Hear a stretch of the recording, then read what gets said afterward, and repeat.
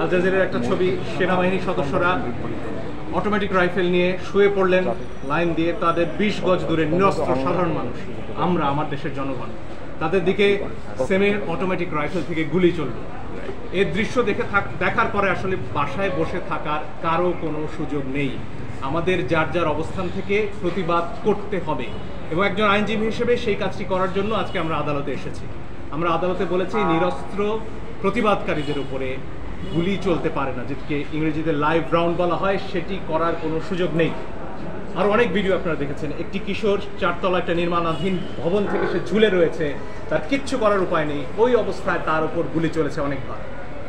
আপনারা দেখেছেন রিয়া গোপ তার বাবার কোলে গুলিবিদ্ধ হয়েছে, আরেক শিশু সে তার চোখ দিয়ে গুলি ঢুকেছে, মাথার পেছন দিক দিয়ে বেরিয়ে গেছে। জিজ্ঞেস করুন সে কোথায় ছিল? তার বাসায়, ঘরের ভেতর, জানালা দিয়ে বাইরে তাকিয়েছিল, এই তার অপরাধ। এই জন্য আমরা স্পষ্টভাবে বলেছি যারা আন্দোলনকারী তাদের ওপরে লাইভ রাউন্ড অর্থাৎ গুলি ছোড়া চলবে না। আপনারা প্রয়োজনে টিয়ার শেল ছুড়ুন, লাঠি চার্জ করুন, রাবার বুলেটও ছুড়ুন, তাতেও বহু মানুষ অন্ধ হয়েছে হয়তো, সে খবর আপনারা দেখেছেন, এত কাছ থেকে রাবার বুলেট ছোড়া হয়েছে। ফলে এই বিষয়গুলো সামনে আসতে হবে। আমার নিজের অভিজ্ঞতা আমি বলতে পারি, আমি ধানমন্ডিতে যখন হাঁটছিলাম আমার দিকে 2 রাউন্ড গুলি করা হয়েছে।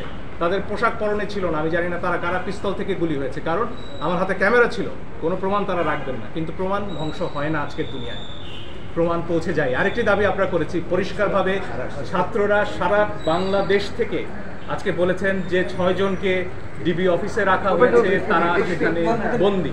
তারা স্পষ্টতই ছাত্ররা বলেছেন কালকে ডিবি অফিস থেকে বা যেখান থেকে হোক যে ভিডিও প্রকাশ করা হচ্ছে, সেই ভিডিওতে যে কথা বলা হয়েছে সেটি অস্ত্রের মুখে হয়েছে, ছাত্ররা সেটি বলেছেন। এবং এই ধরনের আন্দোলন প্রত্যাহারের দাবি ছাত্ররা মানেন না, তারা সেটি বলেছেন। আইনজীবী হিসেবে আমার কথা হচ্ছে, যখন গোয়েন্দা প্রধান বলেন যে নিরাপত্তার প্রয়োজনে তাদেরকে তিনি নিয়ে এসেছেন এবং সেখানে তাদের খাওয়া দাওয়া করার ছবিও প্রচার করা হয়, তখন আমার কথা হচ্ছে হাসপাতাল থেকে একজন মানুষকে, একজন নাগরিককে কিভাবে তুলে নেওয়া হয়, কোন আইনে? আদালতে আমরা এই প্রশ্ন করেছি। আপনারা নাইমের ক্ষতবিক্ষত শরীর দেখেছেন, তার গায়ে পিটিয়ে কি অবস্থা করা হয়েছে পত্রিকায় এসেছে। আমি জানি অনেক ইলেকট্রনিক গণমাধ্যম দেখাতে পারেননি, কিন্তু পত্রিকায় সে ছবি আমরা দেখেছি। সেই নাহিদ কে যখন নিয়ে যাওয়া হয় তখন এটা বিশ্বাস করার কোনো কারণ নেই যে তাকে সেখানে আপ্যায়ন করার জন্য নেওয়া হয়েছে। ফলে আমরা আদালতে বলেছি এই 6 জনকে অবশ্যই আদালতের সামনে আনতে হবে এবং তাদের কাছ থেকে জানতে হবে যে তাদেরকে কি আটকে রাখা হয়েছে নাকি তারা স্বেচ্ছায় ডিবি অফিসে বেড়াতে গেছে। কেন ইন্টারনেট বন্ধ?